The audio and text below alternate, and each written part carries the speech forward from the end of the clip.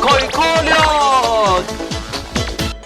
现在的人不管上班下班，不管在家或是出门，你一定不能没有这个，就是电话，因为这是人跟人联络的基本方式，所以你一定要会这句。当有人问你的电话号码几号的时候，你要这样说，听清楚喽。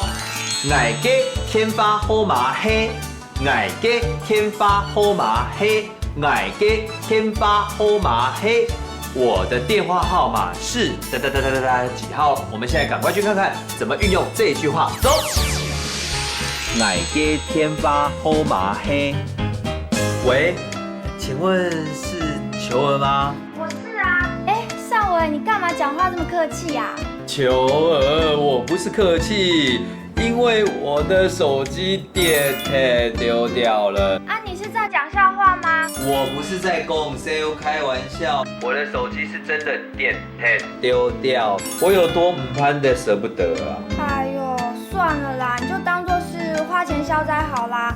攀的舍不得也没办法啊，旧的不去，新的不来嘛。也对啦，旧的不去，新的不来，旧的不去，新的不来，破财消灾，破财消灾，只能这样想啦。那你手机掉了啊，里面电话簿不是也都不见，这样不是很麻烦？对啊，所有电话都不见啦。爱家天花号码黑，我的电话号码是938，好，我记住了。球儿，如果有人打电话问你啊，说找不到我啊，你要跟他讲说我的手机掉了，请他们打电话到我家。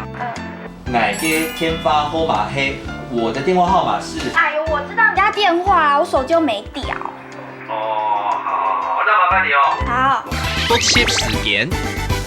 掉了，跌贴，开玩笑，讲笑，舍不得，攀的，我的电话号码是，爱家天花号码黑，爱家天花号码黑。行真嘢客家 V&B，本人睇架 Q 下嚟講客家話。